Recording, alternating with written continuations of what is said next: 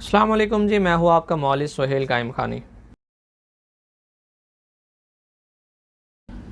जैसे एक नौजवान बालिग होता है और बलागत के बाद से 15 साल की उम्र से लेकर 50 साल तक की उम्र के जो लोग होते हैं, उसमें नौजवान लड़के भी हैं और आगे जाकर मर्द भी हैं, तो सबके जहन में सांडे के तेल को लेकर बहुत सारे सवालात हैं, बहुत सारे ख़यालात हैं और इसकी जुस्तजू भी है, इसकी तलाश भी है। अक्सर लोग मुझे भी फ़ोन करते हैं कि हकीम साहब वज़ू तनासुल के लिए सांडे का तेल चाहिए, तो उसका इंतज़ाम करवा दें, देसी हो, खालिस हो और उसमें कोई दो नंबरी ना हो। तो मैं आपको एक्सप्लेन करता हूँ कि बेसिकली सांडे का तेल होता क्या है, किस तरह से तैयार होता है और जो फ़ायदा आपके जहन में इससे मुतालिक है, जो फ़ायदा आपको बताया गया, क्या वो फ़ायदा होता भी है या फिर वो सिर्फ उड़ाई हुई ख़बरें हैं। तो याद रखें, सांडा जो होता है बेसिकली वो छिपकली की एक नस्ल है। ये गो होती है, इसको काटते हैं, इसकी चर्बी निकालते हैं पेट से। उस चर्बी को जो है कढ़ाई में आग देकर उसमें से तेल निकालते हैं, चर्बी को पिघलाकर। चर्बी तो किसी भी चीज़ की हो, और चाहे वो जानवर हो चाहे इंसान हो, अगर उसको आग दी जाएगी तो उसमें से तेल ही निकलता है। तो फिर बाज़ लोग ऐसा करते हैं कि मुख्तलिफ़ जड़ी बूटियाँ उस तेल के अंदर पकाते हैं जो सांडे की चर्बी को पिघलाकर हासिल होता है। तो असल जो फ़ायदा है और असल जो आपको बीमारियों से आप बाहर निकलेंगे, वो सांडे के तेल की चर्बी का उसमें कोई कमाल नहीं होता, बल्कि उन सारी जड़ी बूटियों का होता है, जिन जड़ी बूटियों को वो उस तेल के अंदर पकाकर उसका जो ऑयल होता है उसको वो तैयार करते हैं, जिसे हम आसान अल्फाज में, सादा ज़बान में तला भी कहते हैं। लेकिन अगर आपके जहन में ये ख़याल है और आप सोच रहे हैं कि आपके पेनिस जो है, यानी आपका वज़ू तनासुल जो है, वो सांडे के तेल को लगाने से, उसकी मालिश करने से उसका साइज़ बढ़ जाएगा, तो ये आपको गलत फ़हमी है। सांडे के तेल के इस्तेमाल करने से वज़ू तनासुल ना ही बढ़ता है और ना ही उसको इतना कोई ज़्यादा फ़ायदा होता है। ये एक उड़ाई हुई चीज़ है। इतना ज़्यादा फ़ायदा इसका नहीं होता जितना ज़्यादा आपके जहन के अंदर फ़ायदा इसका मौजूद है, यह आपको बताया गया। बात चीज़ें ऐसी हैं कि वो बहुत ज़्यादा मशहूर हो गई हैं, लेकिन फ़ायदे के एतबार से वो इतनी ज़्यादा नहीं है। असल चीज़ जो समझने की है वो ये है कि आपको बीमारी क्या है, और उस आपकी बीमारी के एतबार से एक तबीब भी आपको बेहतर मशवरा देगा कि आपको कौन सा तेल मालिश करना चाहिए, और तेल मालिश करने की आपको ज़रूरत है भी या फिर नहीं है,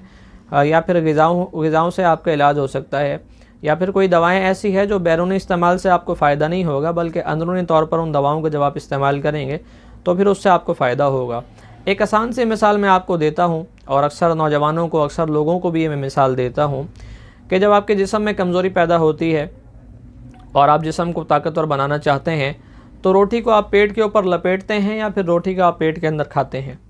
तो जिस तरह से रोटी पेट पे ऊपर लपेट कर उससे ताकत हासिल नहीं की जा सकती है, इसी तरह से सिर्फ ऑयल के ज़रिए से पेनिस के अंदर उज़ू तनासुल को ताकतवर नहीं बनाया जा सकता। यानी उसके अंदर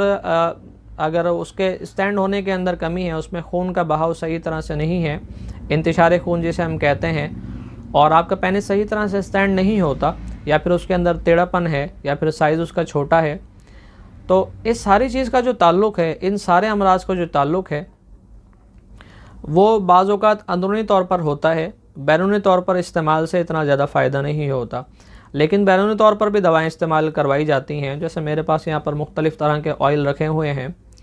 तो देखा ही जाता है कि पेशेंट को बीमारी क्या है और किस तरह की बीमारी से किस तरह का ऑयल तैयार करके इसको इस्तेमाल करवाया जाएगा। मेरे पास तकरीबन 35 तरह के इकसाम के ऑयल मौजूद हैं, सिर्फ पेनिस के हवाले से, उज़ू तनासुल के हवाले से,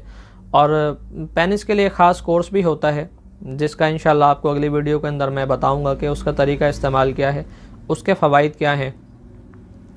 तो इसलिए जहन से इस बात को निकाल दें कि उज़ू तनासुल का जो साइज़ है आपका, वो ख़ास तौर पर अगर आप सांडे का तेल इस्तेमाल करेंगे तो उससे बढ़ेगा। सिर्फ सांडे का तेल ही नहीं होता, जिसको हम बेसिकली तला कहते हैं, तो मशहूर ये सांडे के तेल के नाम से है। बेशुमार तेल हैं हिकमत की लाइन में, तिब की लाइन में, और मुख्तलिफ़ तबीब जो होते हैं वो मुख्तलिफ़ तरह के ऑयल इस्तेमाल करवाते हैं। हर एक के पास अपना एक नुस्खा होता है और उसी के एतबार से वो लोगों को फ़ायदा उससे हासिल होता है। तो इसलिए दरख्वास्त ये है कि आम तौर पर इधर उधर जो आपको सड़कों पर बैठे लोग मिलते हैं सांडे का तेल बेचते हुए, उनसे अल्लाह का वास्ता ये तेल ना ख़रीदें। किसी तबीब के पास जाएं जिस पर आपको एतमाद हो, जिस पर आपको यकीन हो, और उससे मुतालिक आप लोगों से राय ले लें जिन्होंने उनसे इलाज करवाया हो। तो अगर आपको अच्छे रिव्यूज़ मिलते हैं उनसे मुतालिक और अच्छे नताइज मिलते हैं और लोग आपको बताते हैं हमें फ़ायदा हुआ था, तो ज़रूर आप उनके पास जाएं, अपनी बीमारी को उनके आगे आप ज़ाहिर करें, उनको बताएं कि क्या बीमारी है, तो अल्लाह ने चाहा तो आपका इलाज हो जाएगा। और अगर आप मुझसे किसी बीमारी का इलाज करवाना चाहते हैं, चाहे पेनिस के हवाले से हो या आपको जिस्मानी एतबार से कोई भी कमज़ोरी हो, या ख़ास तौर पर आपको क़ुव्वत बाह से मुताल्लिक़ अमराज़ हों, यानी मर्दों के जो पोशीदा मसाइल होते हैं या फिर ख़वातीन के पोशीदा मसाइल हैं, अल्लाह के फ़ज़ल से मेरे पास हर बीमारी का इलाज मौजूद है। इल्ला कलील कुछ ऐसी हैं जिनका इलाज मैं नहीं करता। तो कराची में आप रहते हैं तो मेरे क्लिनिक पर तशरीफ़ ला सकते हैं। कराची से बाहर आप कहीं भी रहते हैं, पूरे पाकिस्तान में, पाकिस्तान से बाहर भी, हर तरफ मेरी मेडिसिन चली जाती हैं। तो अपने केस को डिस्कस करने के लिए आप मुझसे व्हाट्सएप पर रब्ता कर सकते हैं।